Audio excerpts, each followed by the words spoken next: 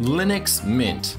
It's that distribution that just keeps getting better year after year after year. Incremental improvements are the name of the game, and with releasing the cycle of service packs, if you will, on Linux Mint 17, the Linux Mint team continue to provide a top-tier Linux distribution that is becoming far and away one of the easiest options to recommend to the new Linux user.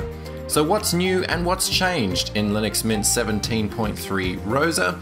Well, let's find out in my video review of Linux Mint 17.3. Well, to kick things off, I want to start out by saying that I am just going to be looking at the Matei release. Now, while there is a Cinnamon and a Matei release for each release cycle of Linux Mint, I think the Matei desktop represents, at least to me personally, what Linux Mint was about, especially since I started using it back since Linux Mint 8.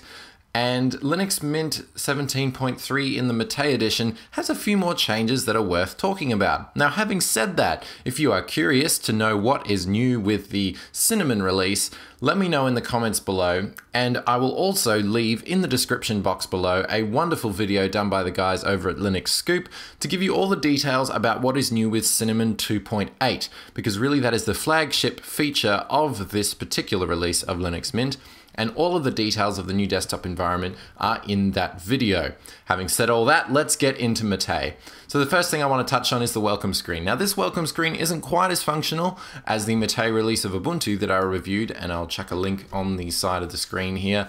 And while this welcome screen doesn't have as much going for it, it still has some great links to things like documentation.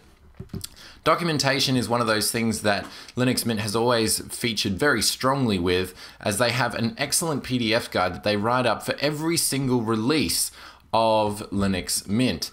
And it's available in lots of different languages that are all available there. So I think it's a real testament to the Linux Mint community for being able to pull one of these together for most of the Linux Mint releases. Also, we have quick links to things like the new feature list. We have forums, the chat room, and also you have some links there for donations, getting involved, and your driver management. Now, I do want to touch on the driver management really quickly because it is one of those things that they actually have improved since the last release of Linux Mint. So you'll notice the first thing it's doing is it's actually refreshing all of the repository cache to make sure that we are up to date with the latest information from the servers. And this will give us some accurate feedback as to what kind of drivers we're using and what kind of drivers we could be using. So as we can see, no proprietary drivers are in use right now. And because this is inside a virtual machine, it's probably not going to recommend any either. But one thing that I did notice using this on a machine that has an NVIDIA switchable graphics card is that it does actually recommend it does give you a recommended driver, proprietary driver for your NVIDIA card, but it also gives you some clear notation as to what drivers are open source and what drivers are proprietary, so you know what you're getting into if open source software is important to you. Now, some surface level stuff that I want to cover is, first of all, they've made some changes and improvements to the applications menu. Not a whole lot, but you'll notice there's a nice fancy shadow around the outside of it. And also we do have things a little bit more, I guess, pleasantly laid out in terms of the spacing between items and also the kind of feedback and shadows that you get in the user experience, or the user interface design, I guess you could say. Also, another thing is that we have improved desktop settings. So you can actually choose what sort of compositing manager that you want to use on your desktop. Now, previously, they were just offering Marco, which was the default compositing manager for Matei, but now they are actually offering Marco plus Compton and also Compiz and Metacity and Compton, and they also have even the XFCE compositor manager, OpenBox, and also, like I mentioned, Compton, which is a new one that is supposed to help a lot with screen tearing issues. So if you've been playing back video or playing a game and you've been getting a lot of horizontal lines in the screen, then you'll be able to solve that by using the Compton backend as well. That apparently smooths out a lot of the screen tearing issues that a lot of people were having with Matei. So I think that's a wonderful step. Of course, I am quite partial to Compiz. I really enjoy using Compiz. It was one of those sort of first features that got me over the line to use Linux, as shallow as that is. But yes, this little addition here of easily being able to switch what kind of window manager you have is incredibly helpful.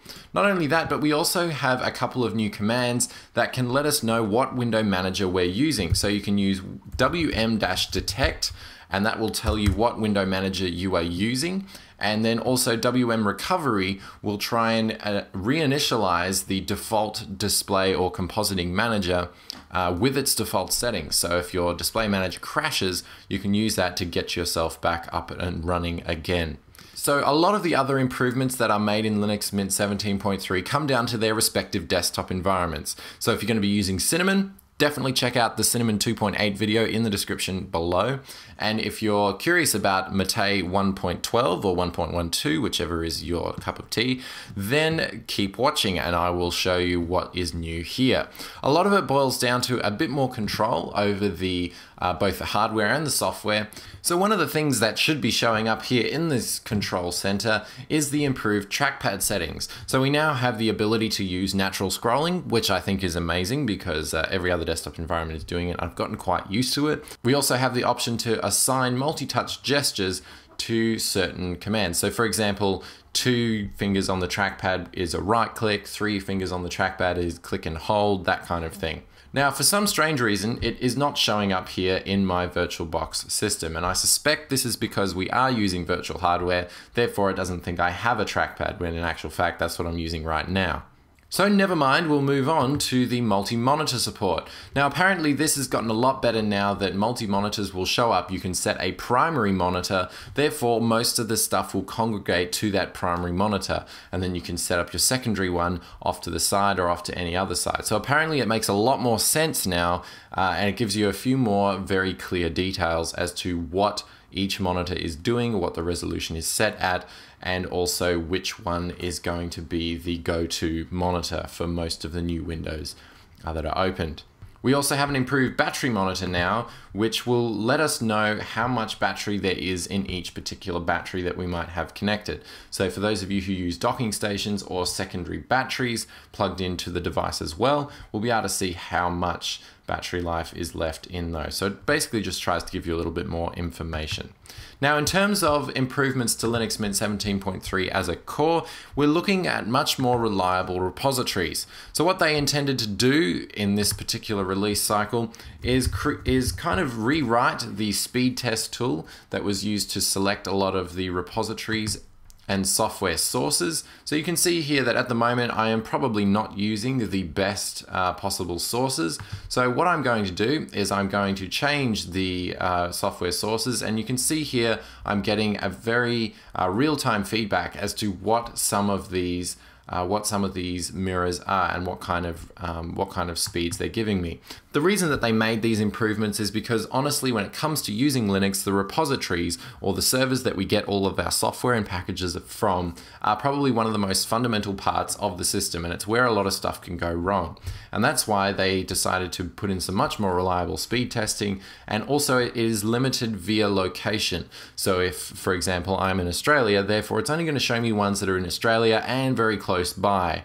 That way I'm not going to be accidentally selecting one from Germany or the UK or something like that. Also, improvements have been made to the update manager so that the update manager gives you a little bit more feedback as to what kind of changes are going on in the repositories. That way you can see that the app cache, for example, is corrupted, so I need to switch to another Linux Mint mirror. Now if I refresh this, it'll probably fix the problem, but basically we have a lot more accurate feedback now so that we don't accidentally change something to the system in terms of the repositories and the packages being fed to it without knowing.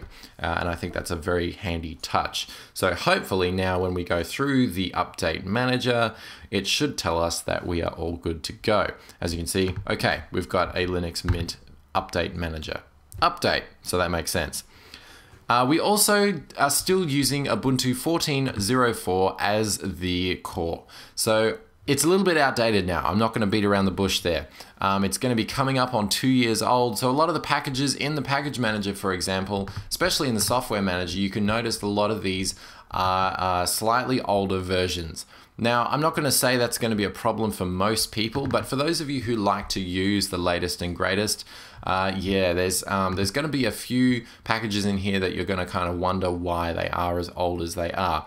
But the big ones, such as LibreOffice and Firefox and those ones, they're going to be manually updated by the Linux Mint team to be at their, more or less, their latest version. So LibreOffice 5, Firefox 41 or 42 or something like that. We also have improvements to the login manager.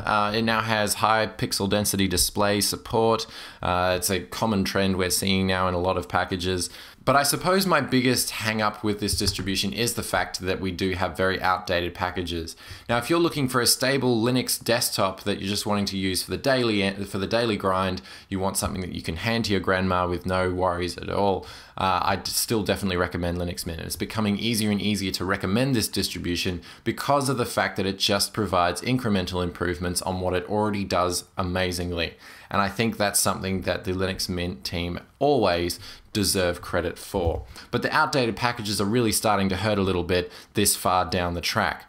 Obviously, this distribution is going to be supported until 2019, which makes it an amazing option if you're looking at a long-term install. But otherwise, I would probably recommend hanging out for the new LTS release that is going to be dropping in the Ubuntu cycle coming up in April. But nevertheless, Linux Mint is a solid choice, and I'm sure anyone who chooses this distribution is going to be very well satisfied with what they get as a result. So thank you all for watching, and I will catch you in the next episode.